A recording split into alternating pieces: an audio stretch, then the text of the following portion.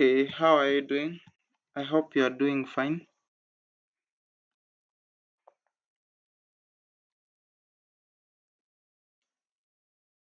Okay.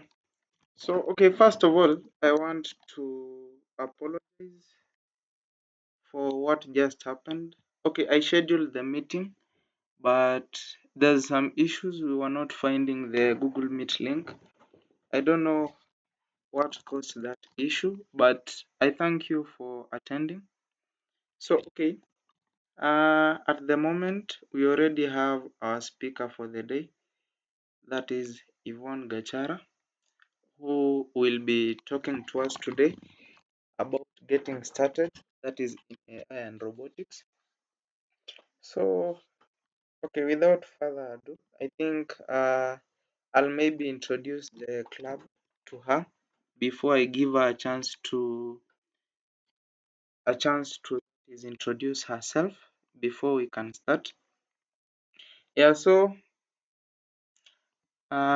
this is the AI and Robotics Club. Uh, it started working this year in January.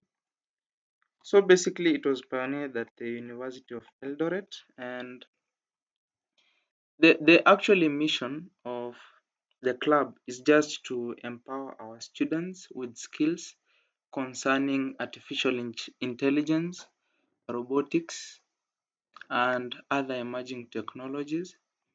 So we are still in the beginner phase because we are still introducing it, and we want to nurture students so that they can grow, they can have skills in AI, robotics, and even emerging technologies, and become that is okay. At the end of the day, we all want to be successful, and we just wanted to create this club so that it can act like a bridge between that is the student from now the education side to now the professional side, yeah, that is out there, so we can even help them, link them to opportunities after nurturing them with skills.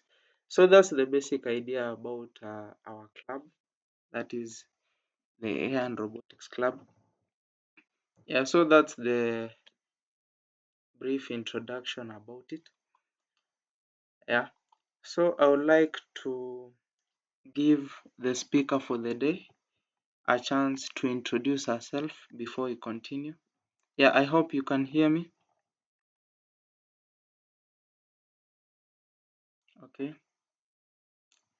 You can maybe introduce yourself before we proceed.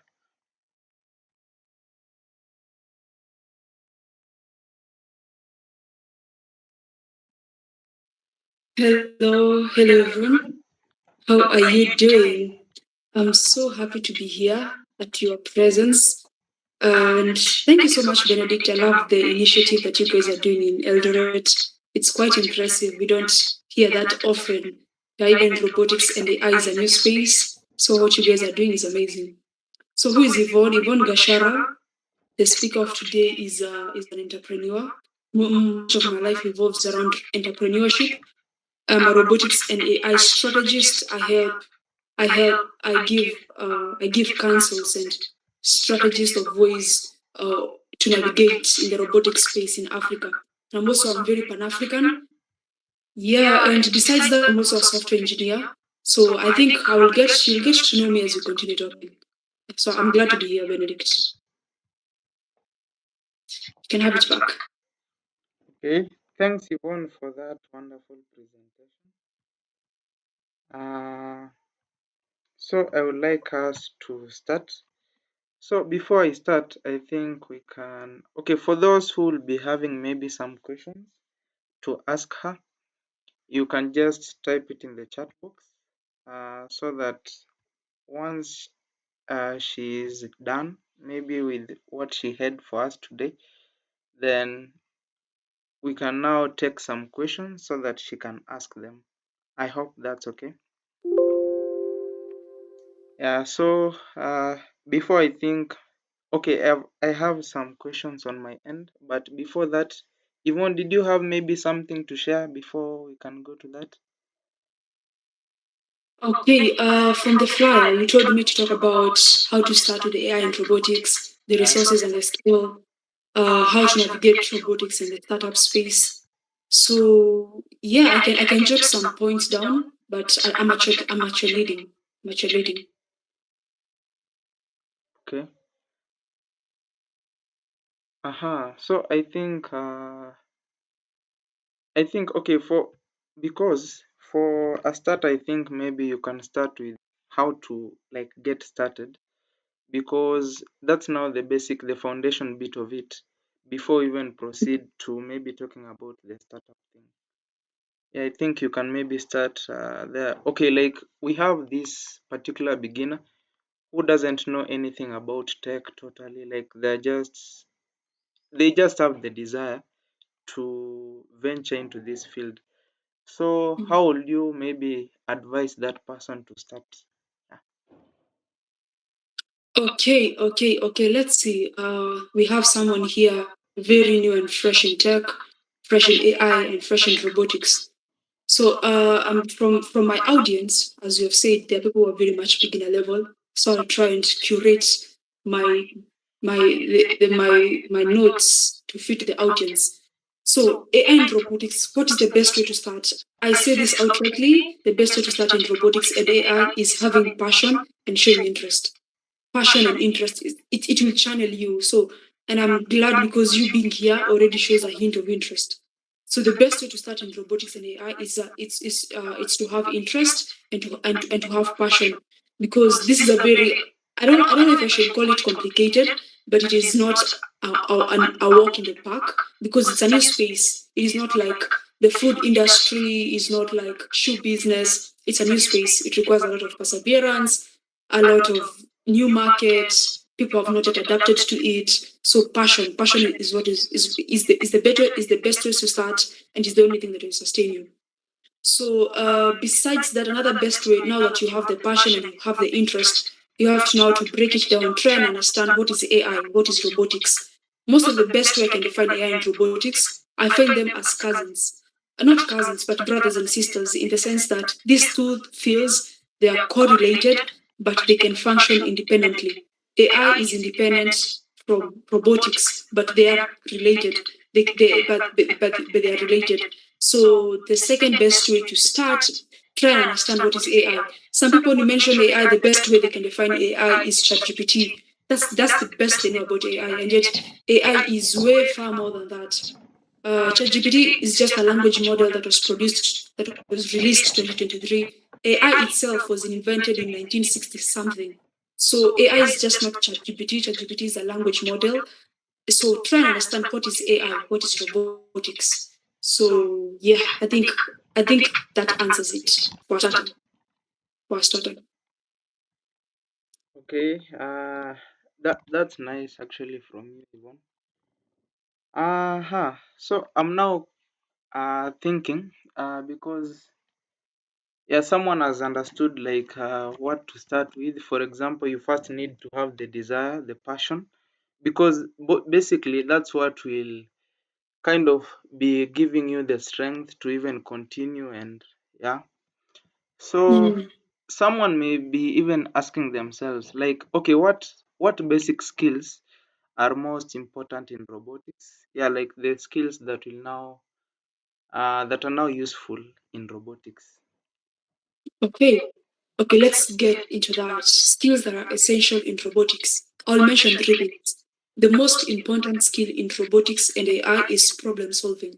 You don't go ahead and create a system if you don't understand a problem, more so in the African context. So the greatest skill in even tech, not even just limited in AI and robotics, even in softwares, is problem solving, problem identifying, and identifying a problem. And actually, it's more of not problem identification and problem solving, but problem framing. Looking for a problem. Be one that is very sharp-eyed and spot a problem easily, and you can system think a way to solve it. Okay, so the first main skill of some of the skills and the resources you need to start off in AI and robotics is problem framing. Problem framing, which involves identifying a problem and system thinking of a way to solve that problem. The second skill you need is software. You need software skills. And probably you're here, maybe your major, your degree is not even in tech, but you're interested. Software skills, you don't have to be an engineer to have interest in to do some codes. You can start with some softwares, and this is how I say it. AI, the king of programming in AI is Python. Python is a coding is a language, is a coding language, right? So the king of programming in AI is Python, while the king of robotics is C++. So after you've identified a problem, try and build up your skills in software. Try and learn some skills. Try and learn, not to be an expert because it's a start off. Try and learn a little bit about coding, try and learn a bit about Python. Python is actually very easy. It's easy to start with Python than it is with C++. So if you're very much fresh, start with Python. Python is very easy to understand. It is very English language. And then once you have done that, try now go to C++ because what Python will teach you to create frameworks for AI, right? Python will teach you to create frameworks for AI. Once you've done that, try and learn C++. C++ is the language model that helps you navigate hardwares. And I promise you, coding, some years back when you talk about coding, it looked like a very tough head-on thing. But right now it is so easy to learn programming. If you don't even have to you don't even have to look for a short course. You don't have to look for another degree. This is something you can do at the comfort of your house with your laptop. The comfort of your house with your laptop. You just log in and just learn. Baby step, baby step, baby step. And so then another softwares you can interact. Okay, yeah. So yeah, I think those two languages, they're the best for a starter. I have mentioned the first skill is problem solving. The second skill is accumulating your skills for software, and the third skill is hardwares. In robotics, hardwares is broken in three parts. We have the sensors part, and the sensors part, and the what would we call it? Let me try and check. I don't know if I noted it down.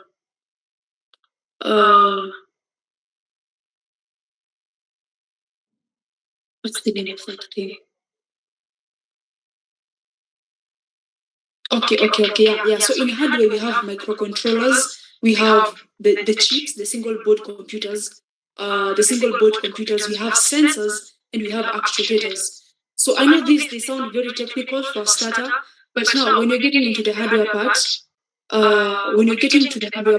it is good that you understand the hardware. You understand please, there's something called Arduino. I don't know if it is new to everyone. There's something called Arduino. We have Raspberry Pis, Arduino and Raspberry Pis. Arduino and Raspberry Pis, these are the boards. These are the robotic boards. Actually, I'm so glad I have them here. I almost forgot that I do have them here. Let me show you guys. To those, since I'm seeing my audience is very fresh in this. This is an Arduino. This is an Arduino board, right? This is a basic Arduino board, and so you get to interact with such kind of tools. Let me show you some of them. So this is the hardware part. I've talked about the softwares, some of the tools you need to learn, and this is basically it. I have another toolbox here, right?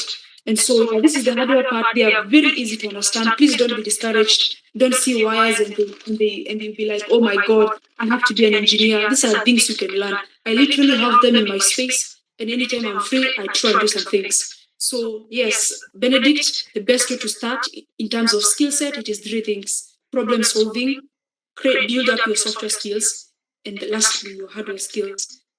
Yep, is that answered? Have I fully answered that? I know you may. Yeah. Yeah, okay, it's answered. Though I'm sure maybe somebody who is that completely new, they may now Mhm. be like, which skills are these that we need to get that is in software, maybe. Then I guess, okay, for someone who is maybe hearing Python and C++ for the first time, let me just break it down and tell you what they are. So, okay, let me just put it this way. Um, so, okay, for humans, we understand maybe we have English, French, we have other languages. So, for machines, let's say computers, they don't understand this. So, we have to come up with a way that we can communicate with them. So, now we have now these languages like Python and C++. I guess that can maybe give a maybe an overview so that somebody Mhm. can maybe understand what we are talking about. That's right. That's right. Yeah, so uh, we can maybe go to the next one. Maybe okay, we have okay, we've talked about now the skills. So you can now maybe talk about what tools of or platforms do you recommend for beginners that is in this space? Yeah, the tools to use or even the platforms Mhm. to use. Okay.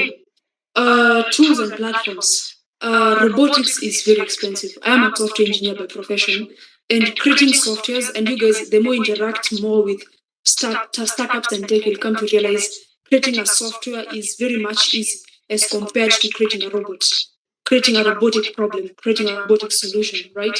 Robotics is quite expensive. Such a tool I have here, it is it's a full set tool with everything and some other more stuff here. And this thing, everything here I bought was 5,000 shillings. So for a start, I know they may be discouraged. Robotics is quite expensive, but we have a platform called Tinkercad. Tinkercad. Let me type it in the comment section. Tinkercad. Tinkercad. Sorry, card. Tinkercad. Tinkercad is a software that enables you to stimulate these things. Like right now, you can see this. This right here is a board with two wheels and a roll. Like if you don't have the money to afford this, you can have it on your laptop. Go and download Tinkercad, and you can create such a design. So Tinkercad is very much affordable. It is very much flexible, and you know the thing about I'm so proud to be born in this age because there's something called the University of YouTube. That means that you don't have to pay a lecturer, you don't have to go for a diploma or a certificate. You just go to YouTube, right? Tinkercad for beginners, and there you'll get to learn how to stimulate these things. But you can't skip to Tinkercad if you don't understand basic things, basic samples. You don't understand that this is a board. You don't understand this is a fingerprint sensor. You don't understand all those kind of things. So these things you have first to interact with them, and because maybe probably sometime later we could have a session now where of which I believe that's the robotics club you guys are going to do now.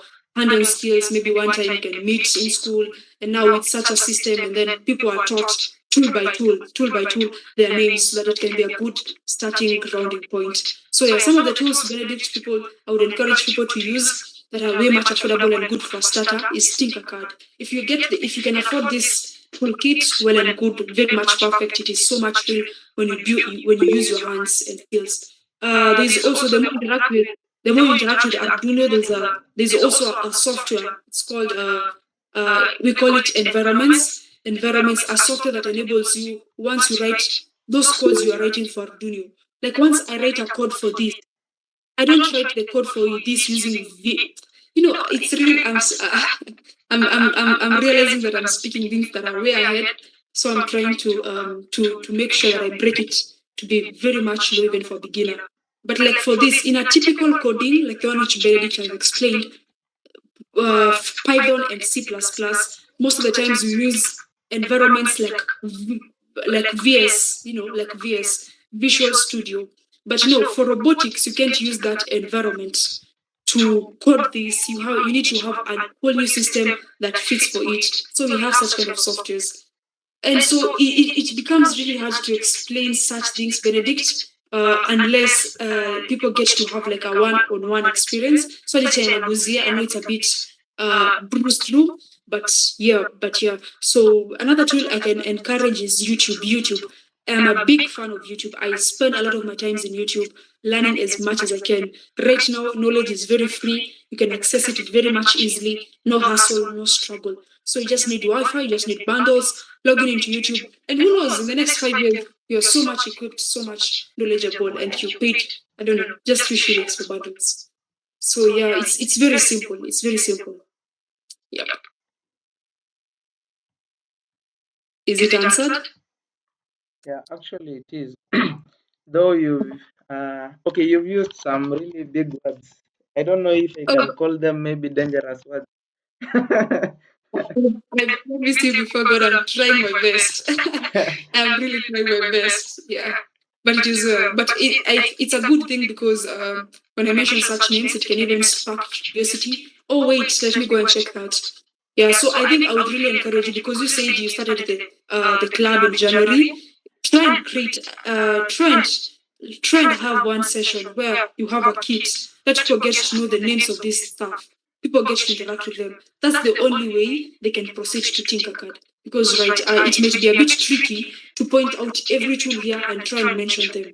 Is that okay? Does that make sense? So I'm really trying my best to break it as easy as possible. But if you feel it's too hard, I promise you, much of the things I'm talking about, you can find them as available in YouTube.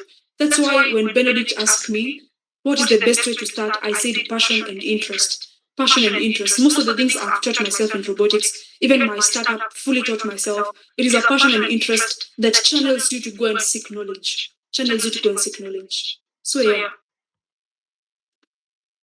Okay, so okay, actually, there's maybe this concern. I saw somebody, though I think he has left, Maxwell.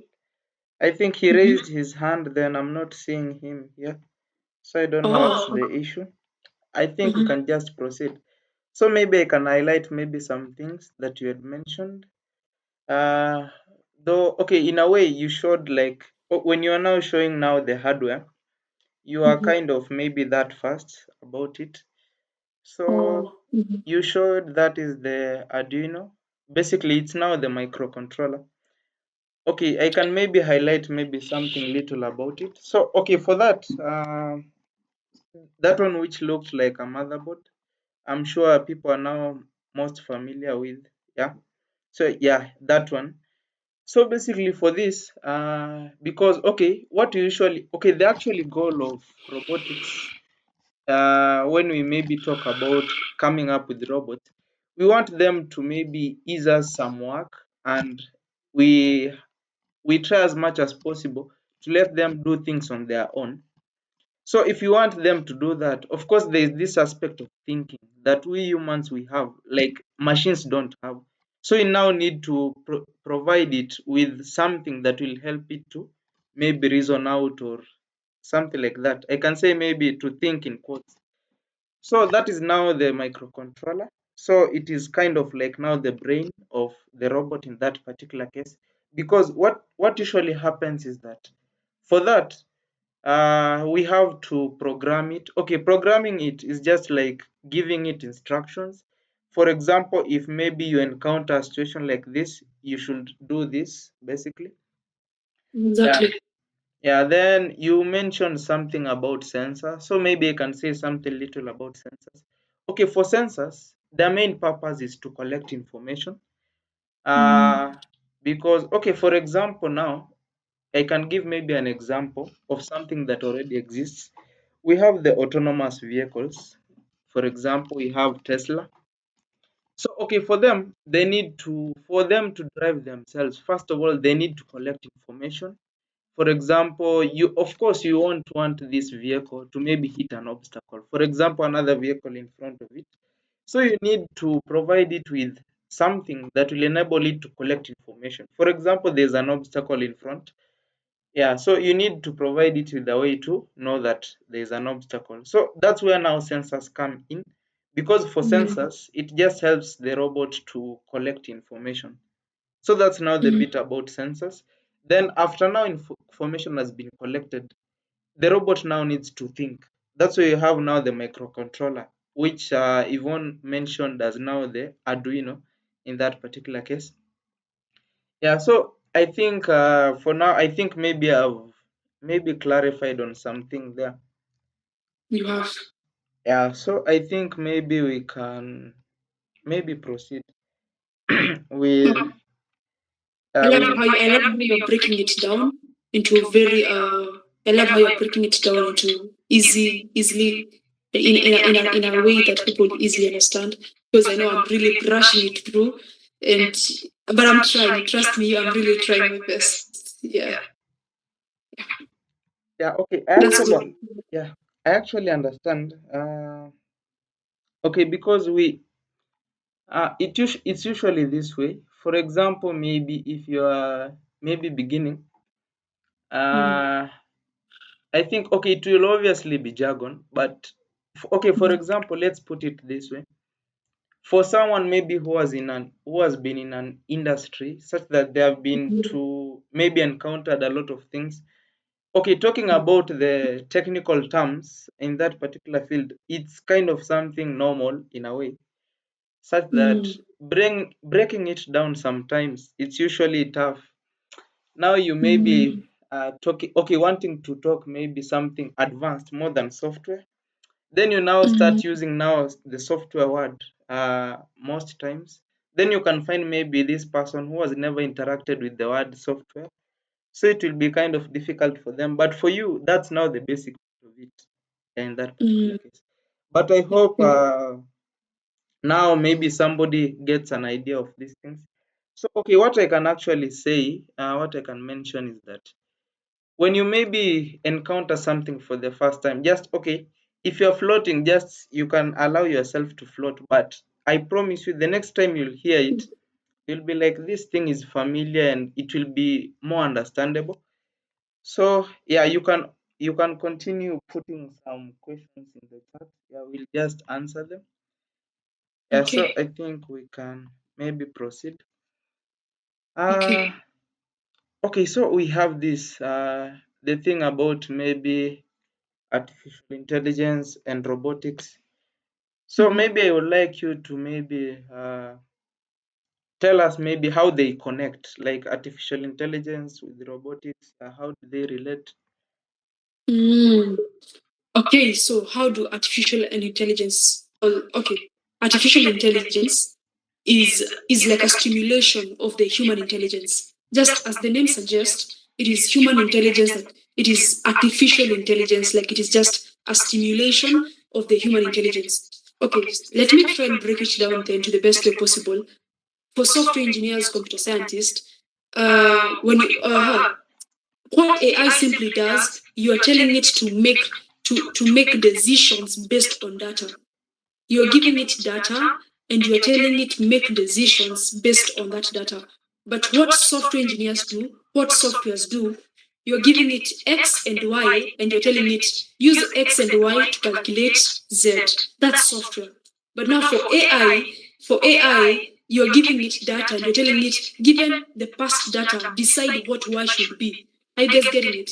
So for software, there's AI simply you give it data and it uses that data to come up with its own decisions. It uses its own data. It's not they're not based on instructions. It's not like a software. You say that if X happens, do Y. If Z happens, do this. If it turns right, let it turn left. Actually, there's some robotics that don't even have AI. I program this car, three-wheel car. I tell it when you reach there, when you move 10 meters, turn right. That there's nothing to do with AI there. That's just software. Do this, do that. But now what AI would look like, I feed it with data and then I ask it a question, and that question, it uses that data to think for itself, right? It uses that data. And that's exactly what's even happening with ChatGPT. It is being fed with data. Even as I'm speaking right now, they are feeding the data centers with so much data. And that's why you can ask it a question and it can think for itself. So that is AI. Whereas actually, robotics is the hardware of AI because AI is software. ChatGPT is not something tangible. I'm saying ChatGPT so that I can make it realistic, but AI is beyond ChatGPT. GPT is just like a quarter of what AI is, right? But let me use ChatGPT right now for my point to be home. And so now robotics is the hardware of AI. Like AI has made the reasons. So now AI has thought through the processes. It has come with an instruction. So now this instruction is brought out in real life using mechanics, using hardware, using the real stuff, right? So that's how robotics and AI are interrelated in layman's language. That's how robotics and AI are interrelated. Robotics can operate without a hardware. Robotics can operate without AI, and AI can operate without robotics. But they are related. They are related. They are the future. They are the next big thing. Yes. Okay, okay. That's okay. That's actually powerful.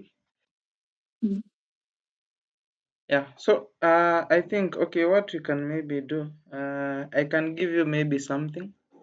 I can Mhm. maybe challenge you a little bit to maybe give us an example, a simple example, real world example of AI in Mhm. robotics. Of AI and robotics. Yeah. Okay. Okay. AI and robotics. See, this might get you a bit off guard, but it is actually like you have given an example using Tesla, right? Yeah. Self-driven Teslas. So the thing is, the reason why those cars, once they drive, they can tell there's someone who is passing, is because they have been fed with data. You know, their softwares, their systems have been fed with so much data that they know that once I get into this place, this is how it looks like, and it makes its own judgment. So now, how does robotics come in? You know, when people hear robotics, the robotics is very broad. Robotics is we have almost over five and above disciplines of robotics. We have industrial robots. There's someone who has asked about drones. Drones is under robotics, right? Drones is under robotics. We have industrial robots. We have service robots. We have manufacturing robots. We have medical robots. So we have different types of robotics, and that's why I've said this example might catch you off guard, because even when I say that Tesla car is robotic, you may not believe it, but it in actual sense, because we have been used to believe that robotics is humanoid robots, right? And also humanoid robot is a discipline of robotics. So now, for like that example, we see AI. The car is able to make judgment based on the data that is fed. But now the body itself, right?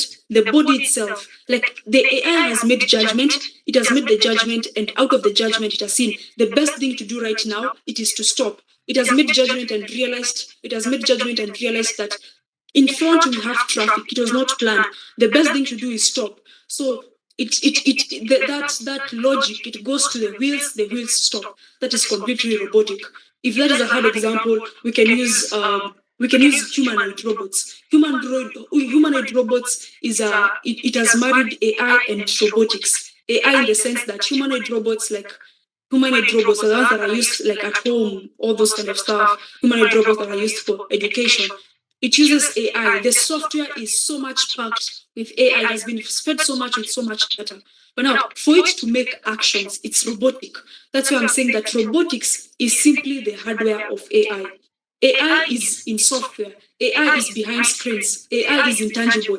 Whereas robotics is what now brings those intangible part of the AI to execute actions. AI has thought and it has seen I have to turn right. So now the body that turns right, that's the robot. Is that clear, Benedict? Is that a good example? Now, because I'm talking about this, let me just answer this question, then the others I'll still answer later. What is the difference between robotics and drones? Drones is under robotics. A drone is a robotic component.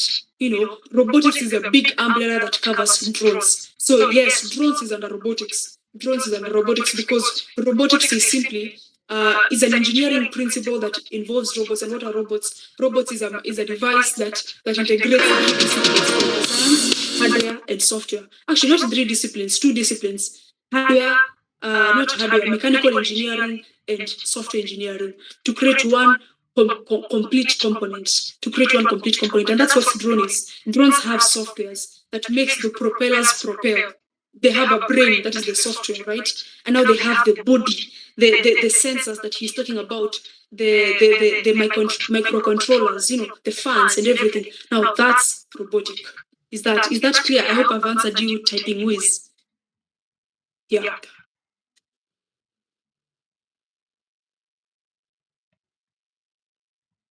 Yeah. Okay. Actually, that's a powerful presentation. Then maybe I can maybe talk about maybe some. Yeah. Uh, Go ahead. yeah. You've actually mentioned some types of robots and things like that. So maybe I can maybe give kind of a simple description of some of them, so that maybe most will now understand. So we can now Okay. talk about the. I think I can start with the humanoid robots. So okay, for them, from the word humanoid, you can get the term human, and For a human being, basically it gives us kind of the a slight idea maybe of what these robots, like how they even look like, what they can be able to do. So for humanoid robots, mostly these are robots like they look like humans. That's now the first thing about them.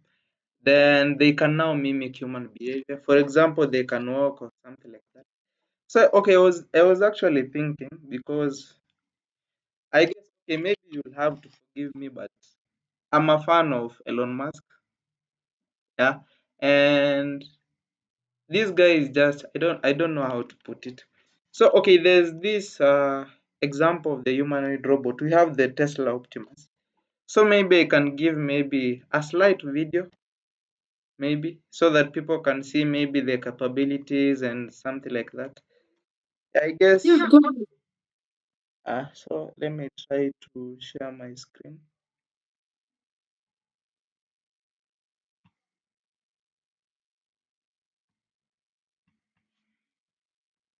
Okay, is it visible?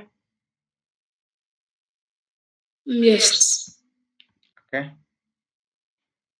So let me try to. Yeah.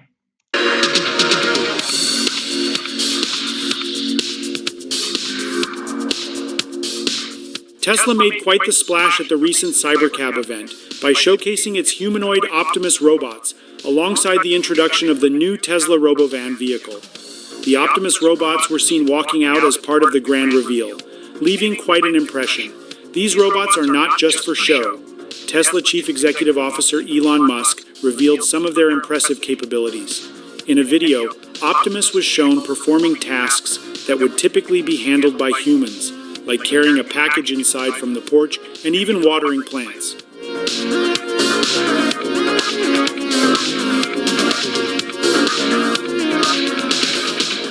During the presentation, Elon Musk emphasized just how integrated these robots could become in everyday life, saying, "The Optimus will walk amongst you." According to him, you could walk right up to them, and they would serve drinks or help out in various ways. Musk further elaborated that the Optimus robot could practically do anything, including walking your dog, babysitting, or mowing the lawn. As for the price, he estimated that these robots would cost between $20,000 and $30,000 in the long run. Musk is not one to shy away from bold claims, and he declared that the Optimus could become the biggest product ever of any kind. After the presentation, live stream footage showed event attendees interacting with the robots. While the robots were not demonstrating all their capabilities yet, they did wave to the crowd and hand out small gift bags. One of the robots even engaged in a game of rock, paper, scissors with a guest. Although the robots were not seen performing more complex tasks like serving drinks just yet, they certainly drew attention. In one part of the event, a group of Optimus robots was spotted dancing inside an enclosed gazebo, adding an element of fun to the evening.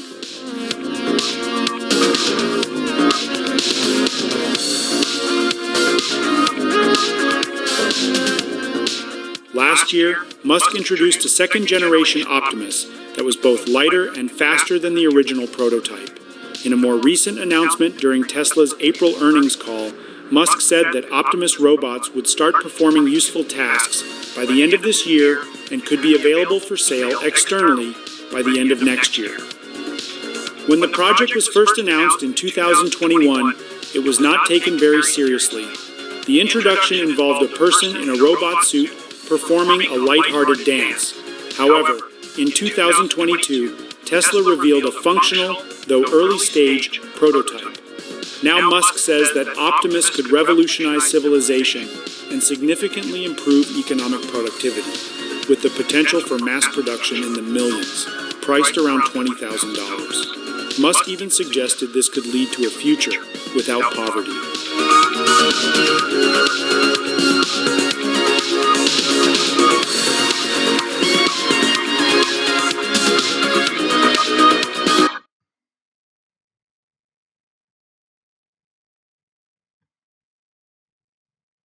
Okay. So I hope you've been able to watch that video. Has it been okay? Okay. So okay, that's now an example of a humanoid robot. So basically, as you may be seen, they look like humans, like yeah, according to their structure. Then they can mimic human behavior. For example, even walking.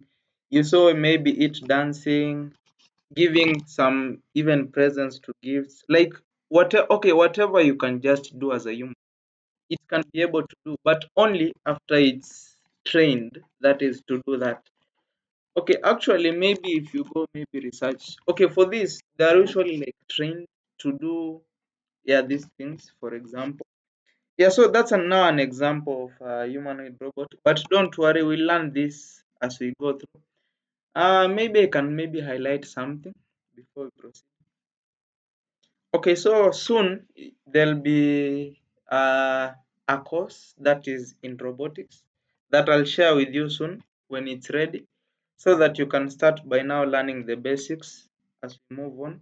So yeah, we can provide you with that because the first thing now you need is skills. Yeah, but for now we are kind of giving you an overview, like so that you can know how robotics is and yeah, things like that.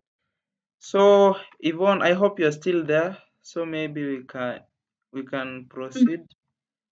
Yep, let's do this. Okay. Uh-huh. I don't okay. Yeah, let me ask you this before Mhm. there's a certain question that I'm seeing. Maybe we can end it at that. Like that can be the last one from my end. Okay. Uh so okay. You are the founder of Vonarobotics. So, Mhm. okay, we would like to know like what first inspired you to get into robotics and now start the startup, which is Vonarobotics. Mm. Yeah, Okay. Someone has raised their hands. yeah. I think I can. Okay, maybe. Okay, Mhm. okay, I think I can maybe give him a chance to see. Okay, maybe it's maybe a concern. Aha, Ben, you can proceed.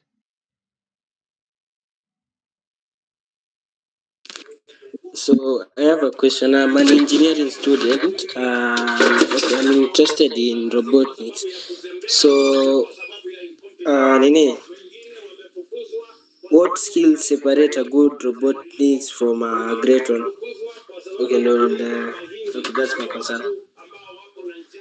Okay. Okay. So I read that question and I was quite impressed. That's a very good question. Maybe I can answer it before I answer what Benedict had asked me. What separates a good robotics project from a bad one? One thing, the problem you're solving. The problem you're solving. You have to see the problem you are solving. Is it painful enough to the people? Right? Second thing, how efficiently are you solving that problem? How efficiently are you solving that problem?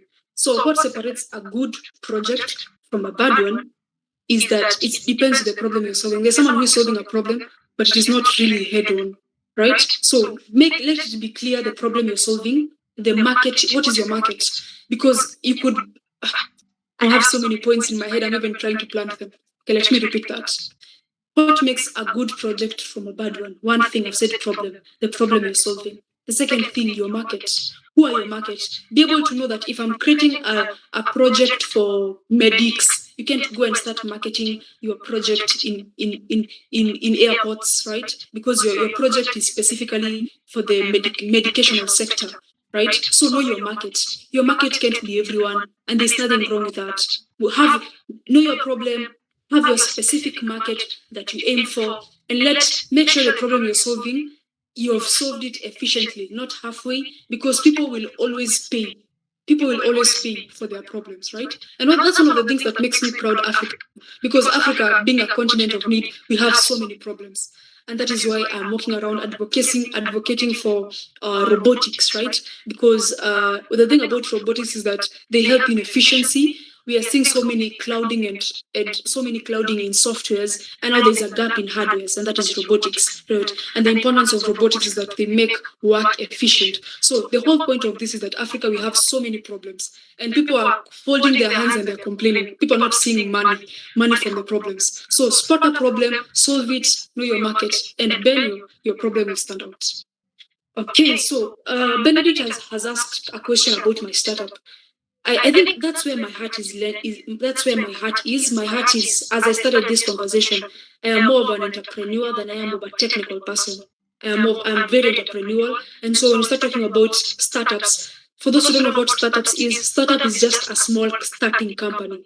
We don't call, when you're starting a company, you don't start by calling them companies. Mostly in tech, you start by calling them startups, because a company is something, is an entity that has scaled and it is big. So we call them startups, right? And so that's where my heart is. And actually, I think if you start talking about startups and entrepreneurship, and maybe Benedict, when now your team has grown, has considerably grown, and they want to now major fully in startups, in how to navigate startups, please, I'm the right guy for it. When it comes to technical things, like, I love what you're doing. You're explaining those models and pieces word by word. Yeah, that's not my niche. I'm just being honest. My niche mostly is in entrepreneurship. And so now, to answer your question, my passion, I was passionate with robotics from as young as 6 years old. 6 years old in the top class, right? It's only that I never had a name for it. Go to my LinkedIn, I've created a post about how my passion started. From a very young age, when I was a kid, I would, as even if I was a lady, I would use my time to create binoculars, to create rockets, to create scooters. And so I grew up, people would call me boyish, tomboy. So I thought it was a bad thing, but I knew that's what I loved. And I never had a name for it. I knew I wanted to be an engineer. And I knew exactly I don't want to be an electrical engineer. I don't want to be a mechanical engineer. I don't want to be a chemical engineer. I knew exactly, it's only that I never had a name for it.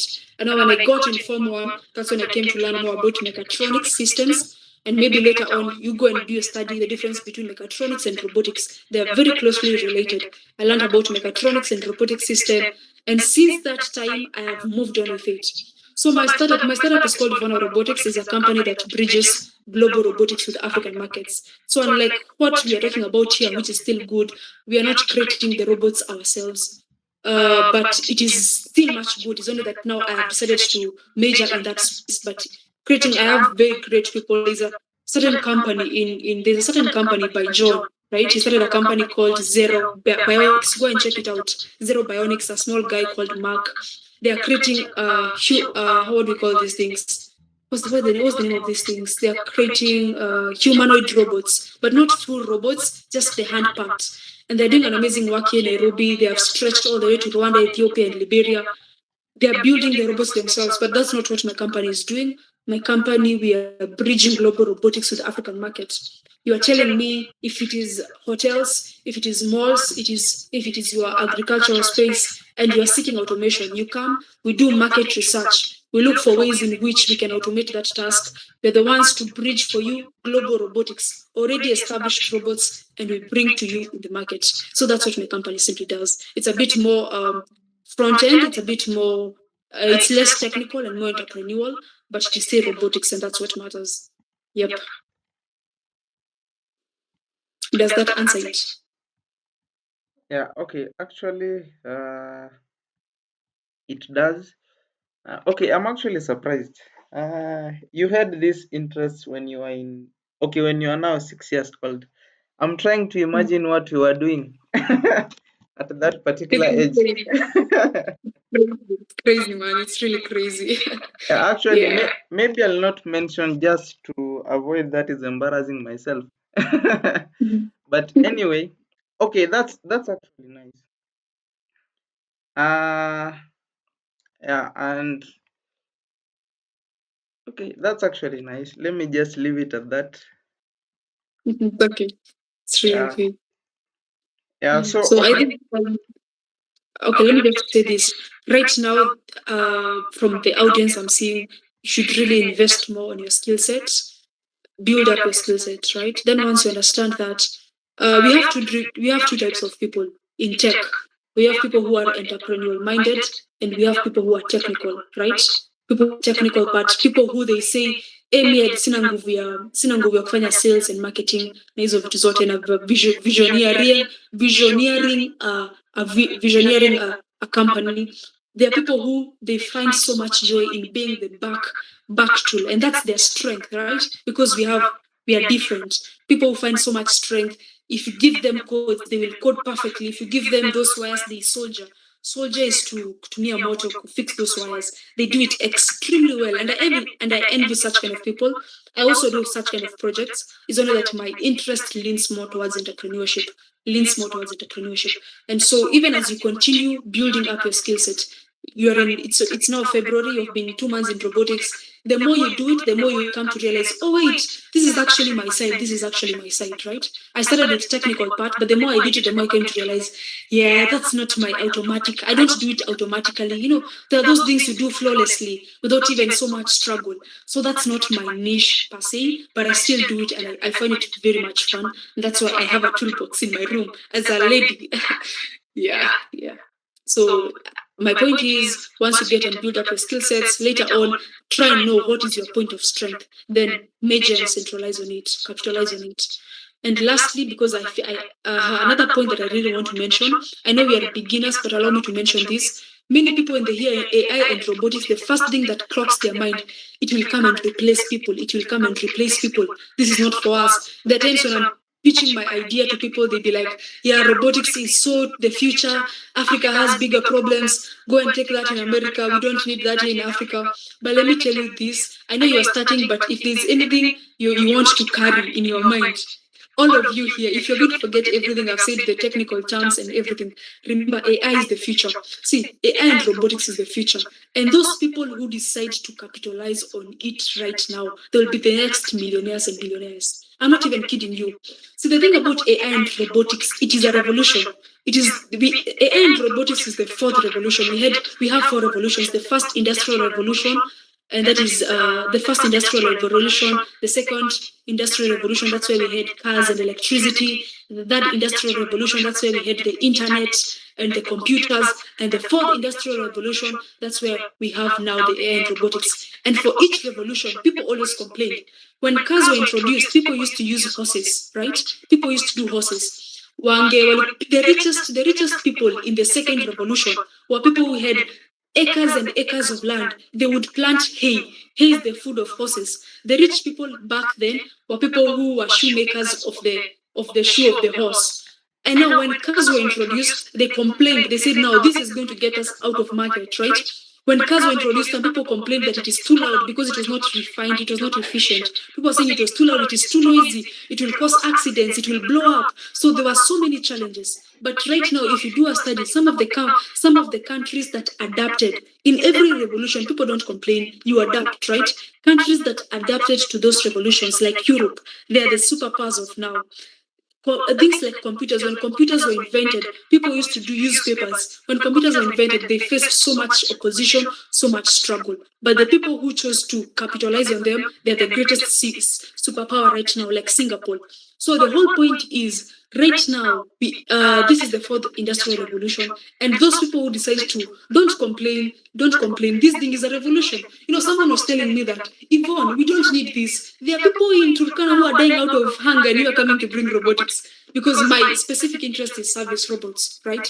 And so I told them, even if I decide to shut my company today, someone in China will come and bring that solution because it's a revolution. It is not stopped. It works even against people.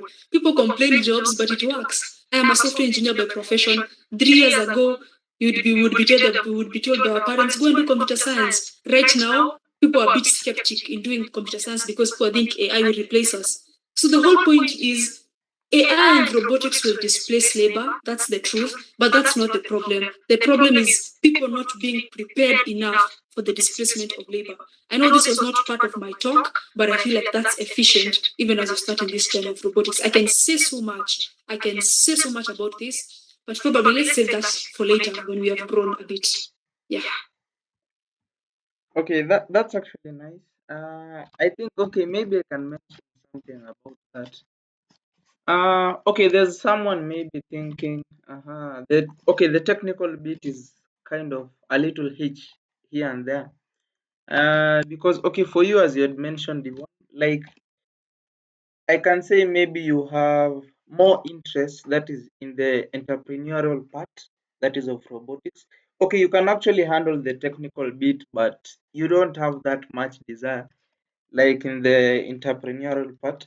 So what I can say is that okay, for this particular audience, that's why okay, for the club, what we did, we came up with five different departments, because okay, you can't just fit. Okay, no, not everyone will now fit in the technical bit. So I was now Mm, thinking we can have, because we want this to, because okay, AI and robotics, they cut across all mhm, the disciplines. So we they wanted do. this, yeah, so that if you are not maybe that much having that desire in the technical bit, you can maybe get into maybe a certain department.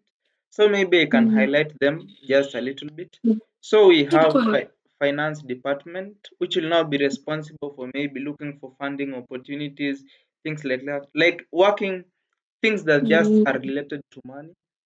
Then we mm, have public relations department, which is now related to even looking for partnerships, just like mm, it's kind of interacting more with even the outside or even the inside, that is of the mm, club, of this particular club. We have the engineering department, which in this particular case, they'll now be these people who love the technical bit of things. Yeah, mm, they'll now be handling that. Then we can have the researching and documenting department. They'll be responsible for conducting like research. Maybe you want to know more about maybe something. They'll be conducting that research. Then they document the findings and come and present to us.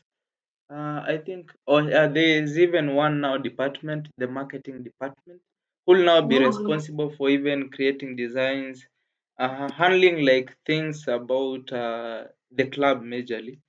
For example, in the social media space, and yeah. So we Mm, now have that those departments. So if you are maybe not that much into the technical bit, you still have a place mm, to go to. Yeah, that's what I can say. So wow. there's this point that I wanted to mention. Okay, it has slipped away a little bit. Okay, so maybe I can maybe say something from what Ben Ngatia brought. Uh, I think okay, that brought maybe this particular thing. It's kind of, I can say it kind of maybe tells more about how to even come up with a successful startup. So, okay, in our previous webinar, there's a speaker who talked something little about startups, and Mm, they emphasized on this. Okay, so you can come up maybe with solution. Okay, maybe you think people are facing this, then you come up maybe with this very nice solution. When you even present to people, they're like, "Wow, this is a good one," but possibly that's not like what people need. So that's in true. that particular case, you'll have this wonderful solution, the perfect solution, but when you take it to the users, like nobody's even interested to even work on it. So the Mm, thing is this, I think to come up with a startup, in a way, I don't know if it's maybe a little bit tricky, but I don't know. So like you have to maybe figure out like what are people maybe suffering with most in that particular case. Like okay, there's this problem that people maybe are facing a lot, and you want maybe to help them handle it. So okay, maybe I mm, can use this example. For example, when I think Facebook started, I think it was one of the first social media things that could enable people to interact. I guess so. So mm, okay, for this, for Mark Zuckerberg, okay, he was in Harvard University. So he just okay, he wanted to have this platform so that people can be able to interact with each other in the university and even send pictures to each other. I think it was something like that. And he presented it, that is, to people, to the students there, and students were like, oh wow, so I can be able now to share a picture with someone who is far from me without even me going there. So that's how it started. That is booming. And I think the key thing is now identifying the problems that real users face, like something that is kind of, I can mention maybe it's something like a nuisance to them, but maybe there's no solution to that. Yeah. So okay, I can say maybe something. I can maybe mention something. Okay, there's this thing about okay, there's AI and robotics now coming, and people are like, wow, this thing is actually coming to replace us. Why should we like leave it? Why shouldn't we leave it? Something like that.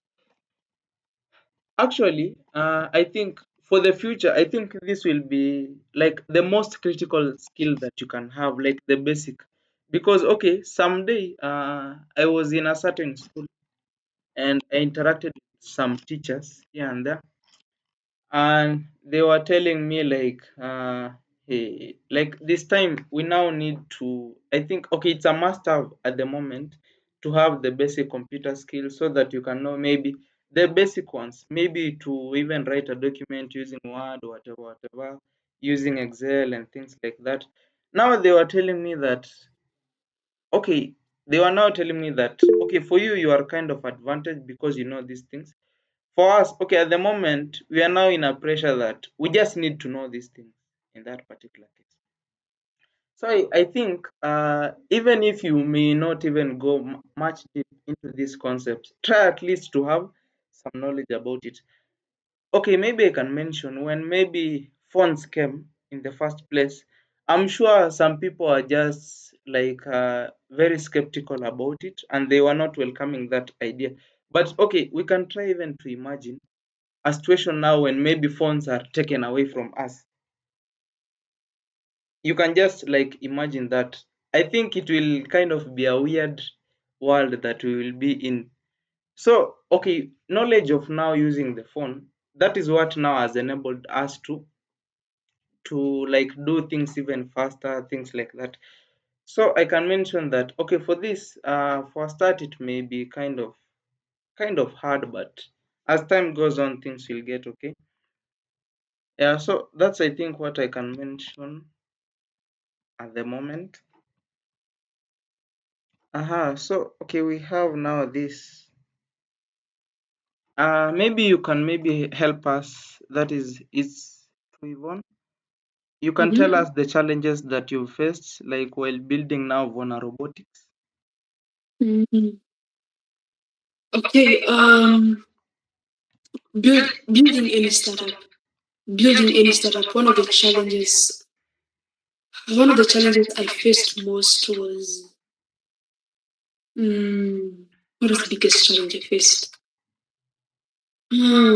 Let's see. Okay, instead of me talking about my case, how about I? Because I don't know how to explain this. My case is a bit different, right? But let me just talk about in general some of the challenges that is very common when you build up startups and how to approach them, right? So another thing, anytime you know you have a skill set, something Benedict has talked about that make sure you're solving a real problem. And I will add to that and say know your market. Think of it like this. The market, people who are creating private jets and people who are creating Toyota, those two companies, the companies that are creating private jets and the companies of Toyota. You can't go and tell those people who are creating private jets, you stop creating private jets. Your market is very little. It's a waste of time, right? That, that that's not realistic because all of them are in tech, right? Okay, is that really tech? No, all of them are in industrialization and all that. But it's only that now for the jet person, that's their market. So once you have identified your problem, identify your market. It will help you from tampering everywhere. It will give you a fixed focus. So if you're selling jets, you can't go in TikTok and you're selling private jets. That's not where you find your market, right? A jet is almost, I don't know, billions of money and you're going in TikTok. Maybe the best thing you can do in TikTok is just creating awareness, but that's not where you can find your people. So I hope the point is passed. So now, so some of the challenges that you faced is when anytime you've gathered your skills, you have seen a problem, and now you want to start your own startup. This is a golden rule.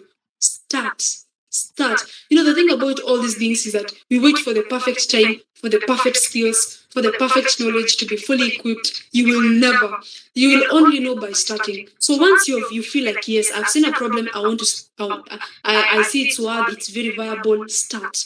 Don't think about anything, don't seek validation, right? You just start. Some of these things we find out when we start. We just find out when we start, right? And then now issues on funding.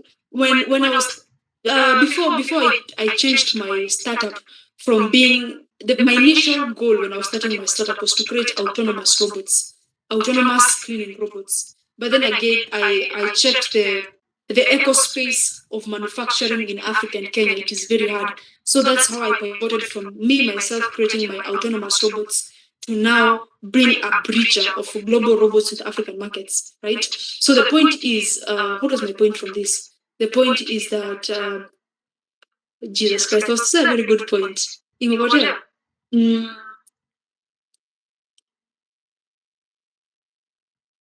Oh God, imepotea, but I know it will come as I speak.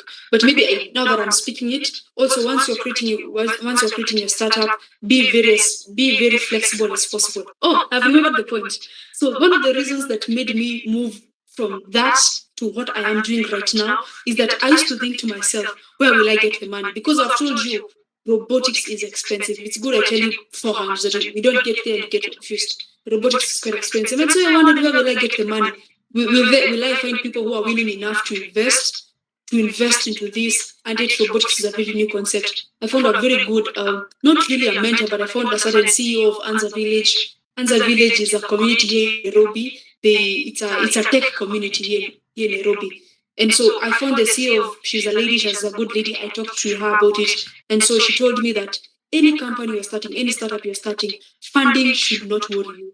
As long as funding comes later, right? So I know in Africa, pesa and tricky and all that, but once you first identify your market is way more critic than looking for money. Identifying your market is way more critic than looking for money. You already know your market. You already show that you have customers, right? Money will come. Money will come. That should not stress you, right?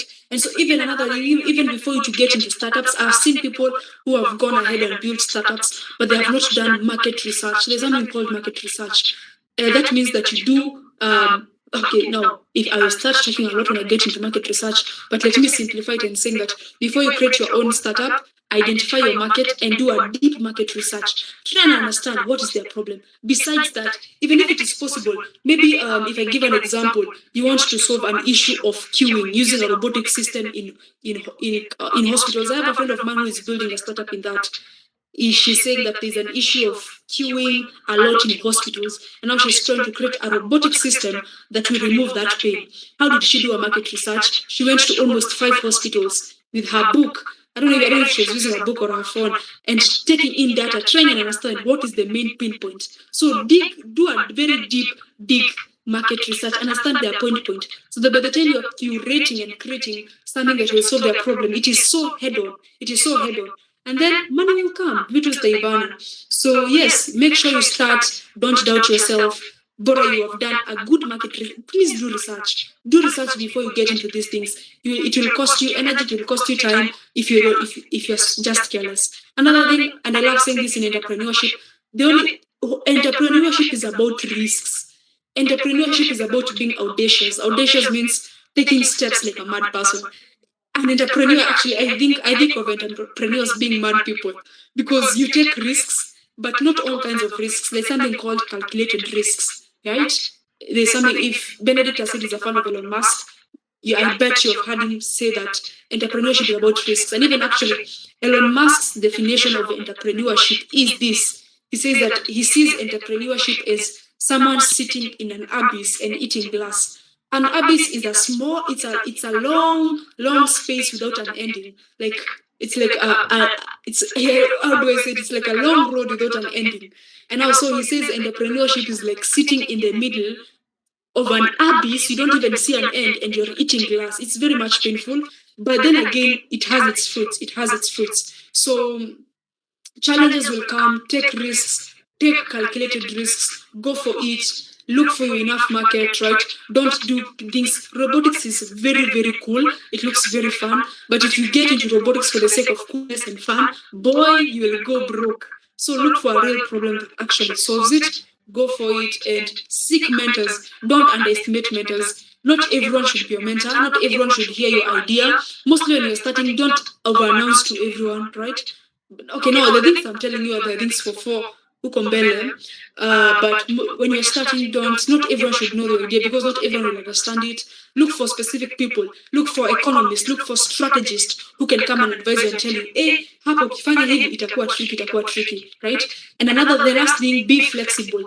Me, when I started robotics, I was so much fixed. I was so much ambitious in creating my own robots. But then again, now this is for my case. It doesn't have to apply to you. After I did my own weighing and everything, I saw it is only fit and easier for me if I do bridging, right? Because of so many issues. But we will get to learn them there in front. Yeah,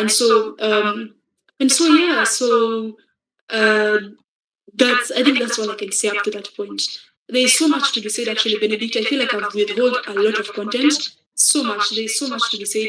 I had to strip off everything so that we can be on the same level, and so that at the end of the day I can deliver. But I feel like I'll be very much effective in delivery if we get to a point where now we start getting into real startup and real creation of companies. I can be very much effective there. Talking about the African economies, talking about how Africa is very much adapted to robotics. In what space you want to incline? Do you want to incline into this? I can give guidance, but it's well. I hope I've been of help. And also, I love what you're doing in school. That's really amazing. I'm extremely impressed the way you've put it into departments. And I promise you guys, mark my words, people who capitalize on AI and robotics, they're the next millionaires. Give them 1 decade, 2 decades, they'll be stinking rich. So don't underestimate anything. Don't fight AI. There's some people, they love beating their chest and saying, hey, AI ni ujinga. Those people will struggle like no man's business. Work with AI for your benefit. You can't compete with AI. I'm a software engineer, but I can't even compete with it. I collaborate with it, right? So what Benedict is doing, try being as active as possible. If you because he's now doing AI and robotics, try and learn, try and grow, try and do this. You may not be the ones building the wires, of which I admire those people. I find them very brilliant. I do that things, but when you feel come and code in that area, do your things. That people are very good in sales, people are very good in marketing, right? So just make sure you have a touch of AI and robotics because it is the next thing. Maybe next time, there's so much to say. I'm withholding myself, but let me just leave it from there, Benedict, for now.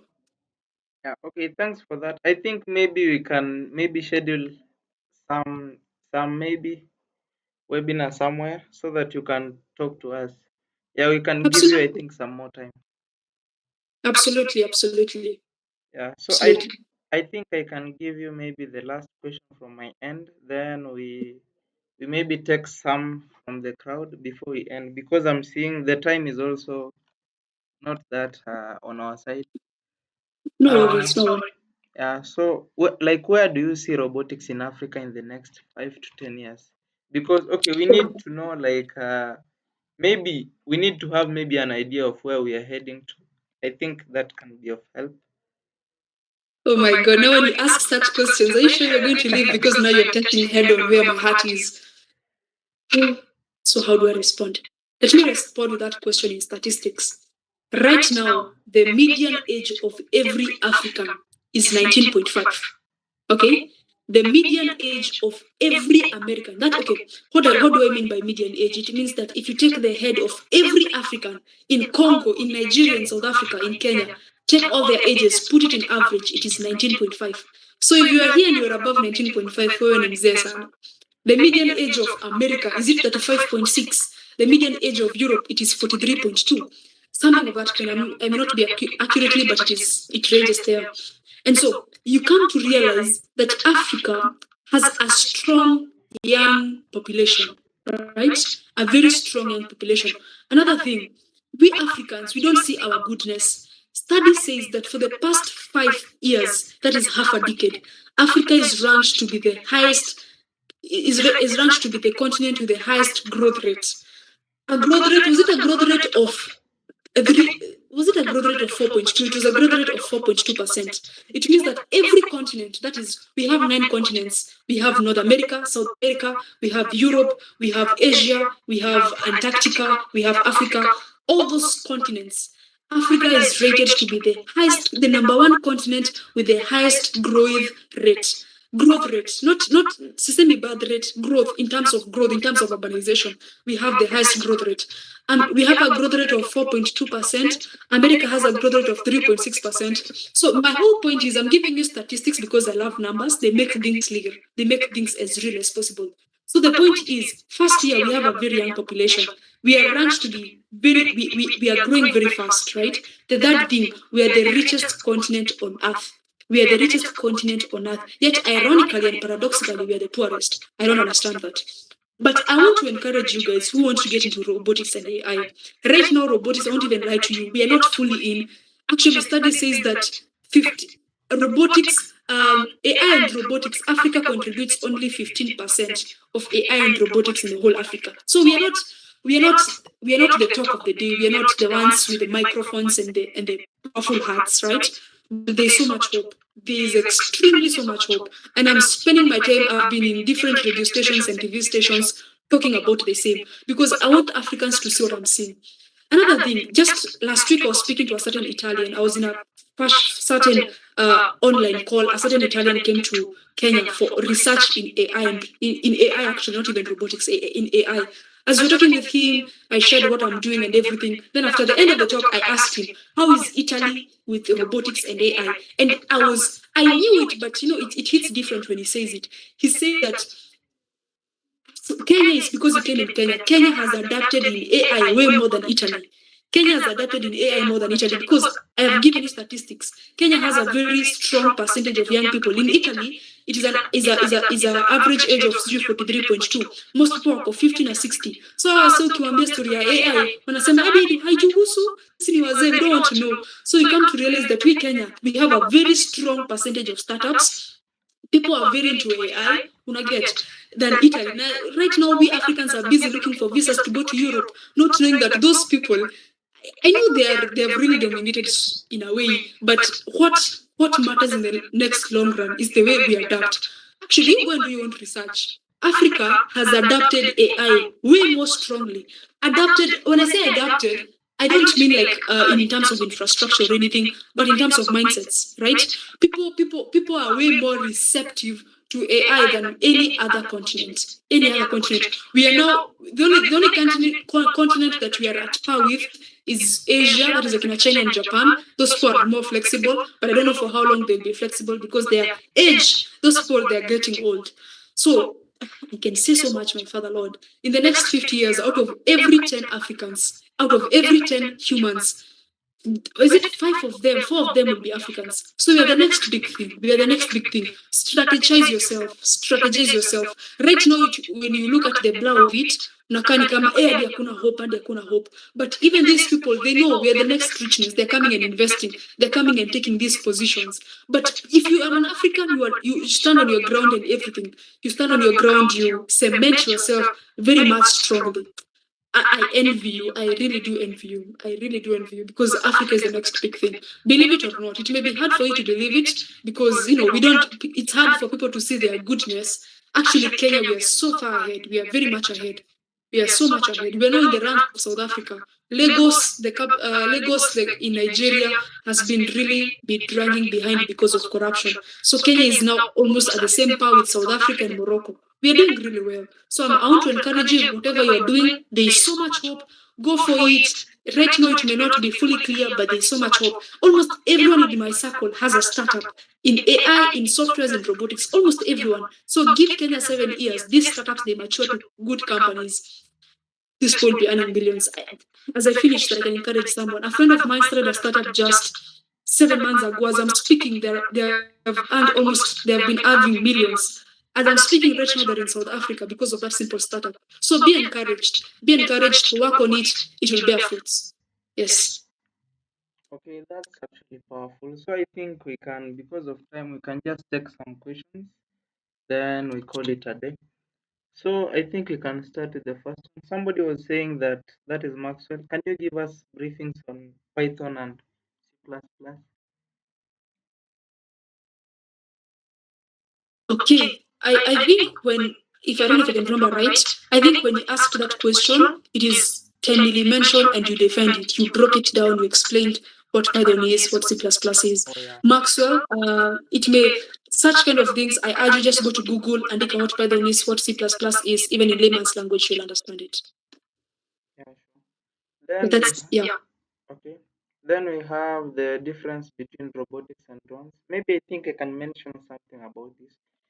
Okay, so we have this. I can say that robotics is now the okay, it actually comprises of a lot of things because it comprises of even the understanding of how robots are, how to build robots and all that. Like it's just a wide thing. That's what I can say.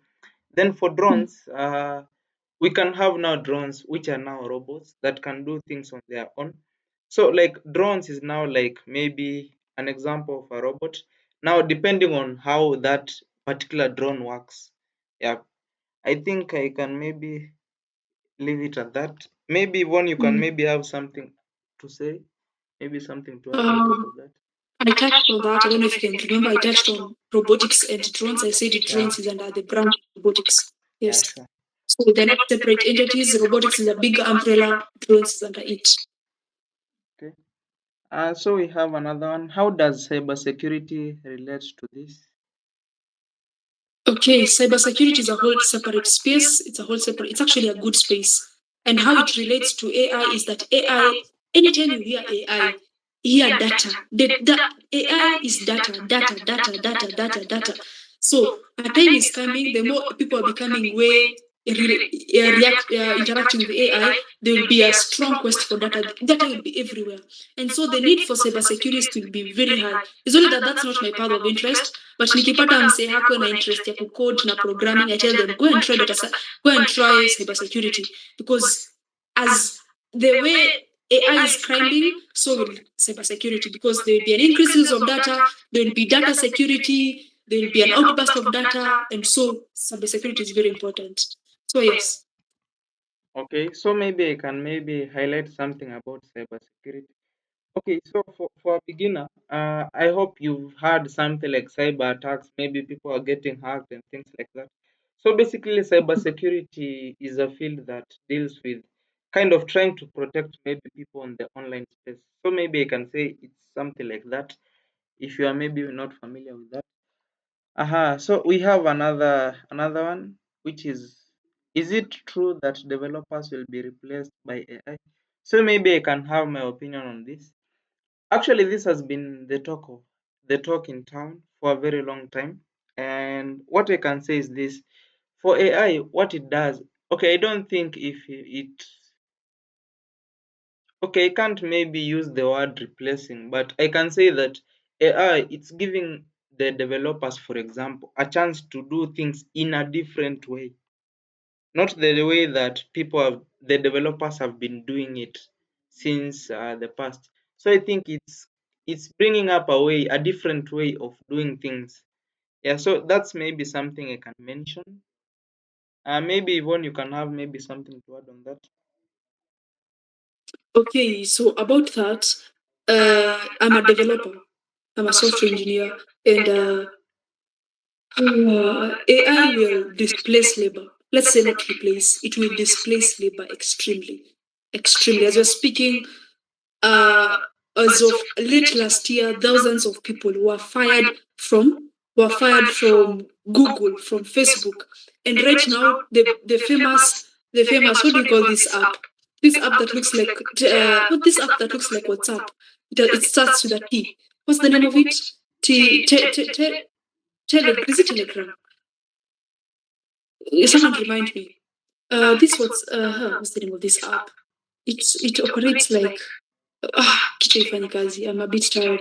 But that it's a very big is it Telegram? I think it's Telegram. Actually it's Telegram. Telegram is operated by only 4 employees. 4 employees and they are working remotely. Every other software engineer was fired. So this is if you're here and you're a software engineer, you're a computer scientist, don't if you continue studying, it is very well, but don't study in the mind of employment. Study with the thought of I want to learn software engineering so that I can be able to create softwares to solve problems. Because then you'll be self-employing yourself. But if you study for the sake of being employed in Google, being employed in Safaricom, I don't know, I don't truly speaking, brutally speaking, those jobs won't stay for long. Even if you'll find a job, a good paying job, six-figure paying job, it won't sustain you for like more than 2 decades. You'll be trashed off because AI is cheaper for the companies, it is efficient for the companies, and it's more reliant than you.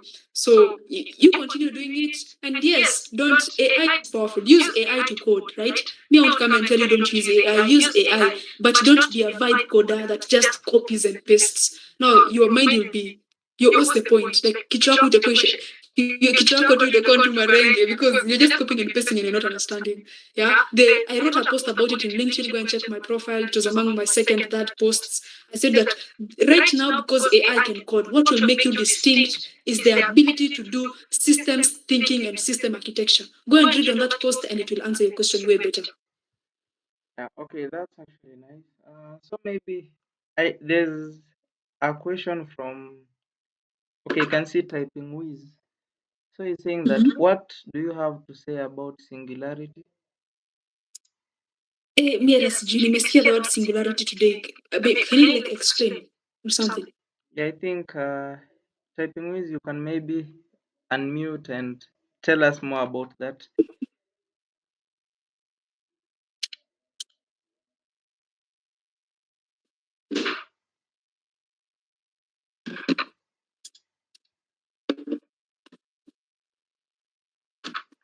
Okay. I don't know if he's with us. So I think we can maybe proceed with the next one if he's maybe getting ready. So I can see from Ben, Yvonne, you've mentioned about your past, and I've got something. How can we use robotics to solve the drought disaster in our country? And not only drought, also floods during the rainy seasons? Yvonne? Okay. How can we use robotics to solve drought disaster in our country, and not only drought, also floods in the rainy seasons? Remember how Benedict, there's a question you asked me as we started, and you told me what are skills that we need in robotics? I said one of them is problem framing, right? Be able to see a problem and be able to solve it in a systematical way. So going that here, I can't really, honestly speaking, I how can you use robotics to solve drought disaster? I feel like if you feel like that's a space that you really want to solve, that is we call it the environmental space of tech, right? By the sustainable technology, creating sustainable technologies, and that's your point of interest. Do deep research on it. I can't really answer that one. I can't because now your question requires me to give you a system. I tell you use robots to do this and this and this. Create a robot that does this. And if that's really your interest, do deep research, and I know you'll find an answer to that because that's a very specific answer, and that's not my robotics is very broad. No, that's something a bit technical. And so yeah, so how can we use robotics to solve the drought disaster in our field? If you feel like that's where you're called to, sustainable technologies, just go and do your deep research, figure out. That's the point of learning, man. That's the point of learning. Yeah, sure. So I think that's our last question. So what I can tell Ben is that, okay, for you to know how to use robotics to solve that problem, you need to have identified that problem. Like the key things are this and this and this. Then you can maybe have an idea of how you want the solution to come out. Then I think from that you can maybe consult a technical person who knows about robotics. Then you tell them we have this problem here and here. I was thinking of a solution maybe that can be able to work on this problem this way. Then I think from there they can guide you on how to handle that. I think that may answer. I think that may be of help. Yvonne, what do you think? Yeah, I think that's actually basically what I'm trying to say. And another thing, I was talking to someone. Who was I talking to?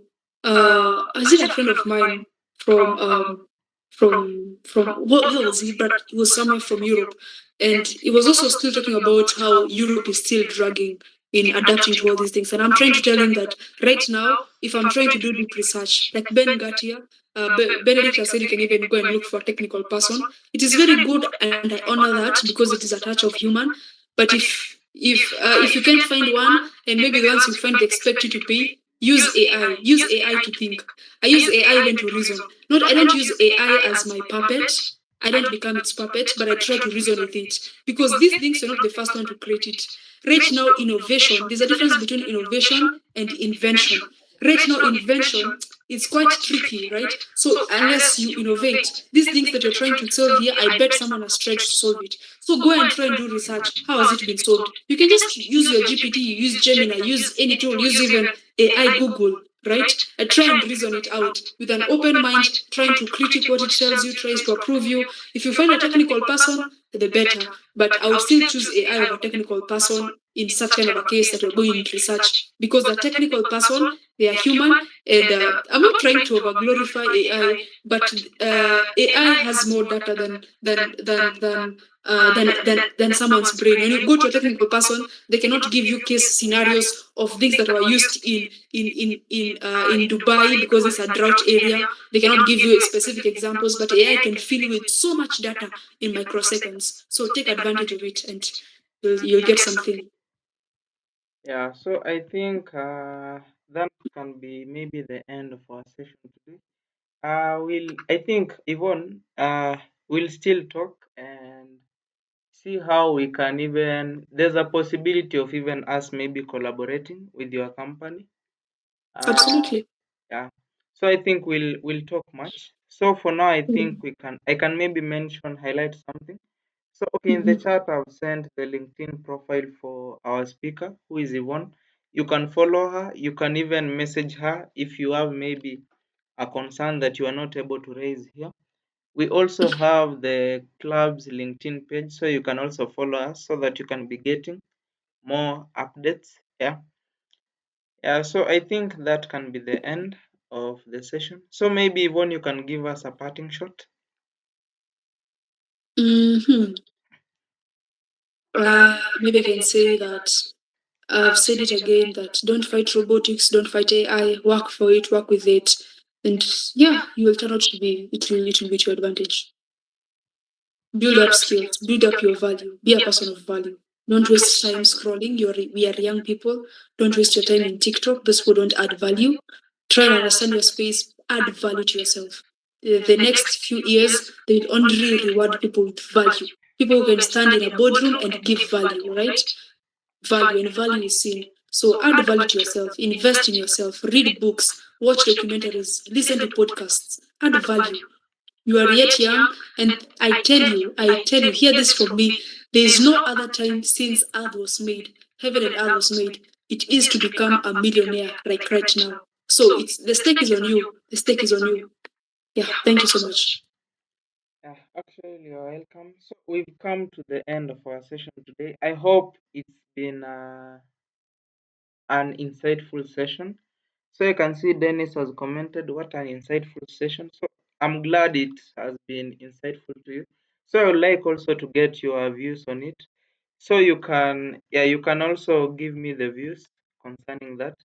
So I think this is the end. And yeah, if you're not maybe in the WhatsApp group, you can maybe stay back and just give me your details so that I can add you. Yeah, you can also follow our LinkedIn page. Yeah, so I think that's the end. Have a blessed night, and we meet in our next event. Yeah, I'll just communicate that. Have a nice time ahead.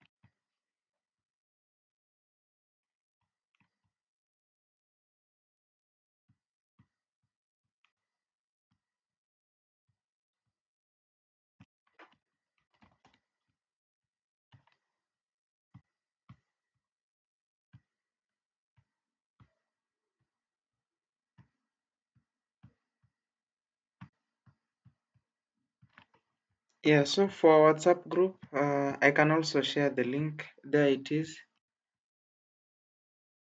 Yeah, so you can just use it.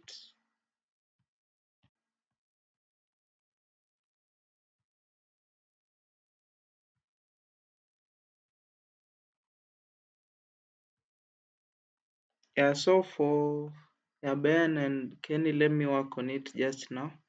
Yo, okay, I can see Ben Gatti is already there. Okay, that's nice. So have a blessed night. Bye bye.